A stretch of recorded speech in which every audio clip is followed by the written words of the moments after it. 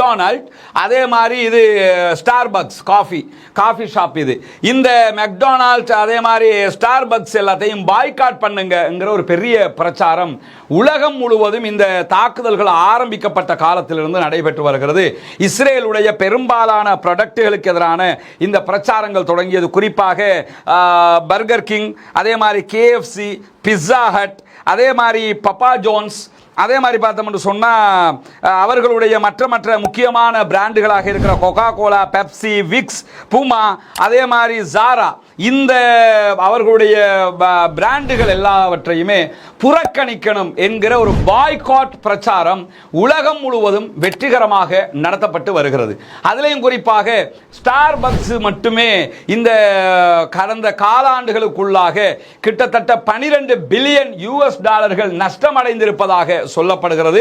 அதை புறக்கணிக்கிற இடத்துக்கு பல மக்களும் வந்திருக்கிறார்கள் என்கிற செய்திகள் வருகிற நேரத்தில், அதாவது மெக்டானல்ட் கடந்த 4 மாதங்களுக்குள்ளாக 4% வருமான வீழ்ச்சியை சந்தித்திருக்கிறார்கள் என்கிற செய்திகளும் வெளியாகி இருக்கு. இதை தவிர்த்து கோகா கோலா, பெப்சி, KFC எதுவாக இருந்தாலும் என்னன்னா, எதை யாரு புறக்கணிக்கணும்ங்கிறது அவங்க எடுக்க வேண்டிய முடிவு.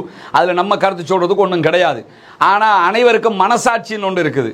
என்ன மனசாட்சின்னா, அத்தனை பேரை கொன்று ஒழிப்பதற்காக பணம் கொடுக்கிறவன் எவனோ அவனை புறக்கணிப்பது.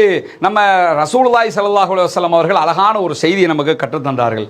ஒரு பாவம் நடைபெறுகிறதா, அந்த பாவத்தை கையால் தடுங்கள். முதல்ல கரத்தால் தான் தடுக்கணும். முடியலையா, நாவால தடுத்துருங்க. செய்யாதப்பா, அது எதுக்குப்பா அப்படின்னு சொல்லி பிரச்சாரம் பண்ணுங்க. அதுவும் முடியலையா, மனசால வெறுத்து ஒதுங்குங்க சொல்லிட்டு என்ன சொல்றாங்கன்னா, இந்த மனசால வெறுத்து ஒதுங்கிறது இருக்குல்ல, இதுதான் ஈமானின் கடைசி நிலை என்றார்கள் நபிகள் நாயகம் ஸல்லல்லாஹு அலைஹி வஸல்லம் அவர்கள்.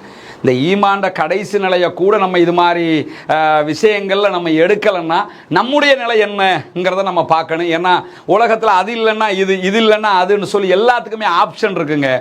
எதுக்கு ஆப்ஷன் இல்லையோ அதை நம்ம கண்டினியூ பண்றதுல யாரும் குறை சொல்ல முடியாது. ஆப்ஷன் இருக்கிற விஷயத்திலேயாவது நம்ம சில விவகாரங்களை கடந்து போக வேண்டி இருக்கிறது. எனவே இது போன்ற நிறுவனங்கள் முழுவதுமாக அங்கே இருக்கக்கூடிய அப்பாவிகளுக்கு எதிராக இருக்கிறது.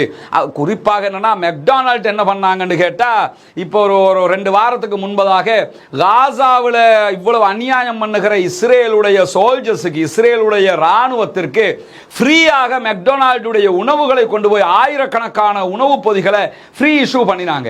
என்னன்னா, கொள்ளு, நல்லா பண்ணு, நல்லா அழிச்சிக்க, சூப்பரா பண்ற அப்படின்ன மாதிரி பண்ணாங்க. இவ்வளவு அநியாயத்தை பண்ணுகிறவர்களை புறக்கணிக்க வேண்டும் என்கிற அந்த பாய்காட் பிரச்சாரம் ஆரம்பிக்கப்பட்டு மலேசியா, சிங்கப்பூர் என்று அரபு நாடுகள் முழுவதும் பரவியதில் பாரிய வருமான இழப்பை அவர்கள் சந்தித்துக் கொண்டிருக்கிறார்கள் என்கிற செய்தி இன்றைக்கு வெளியாகி இருக்கக்கூடிய நேரத்தில், இன்றைய தினம் இன்னும் ஒரு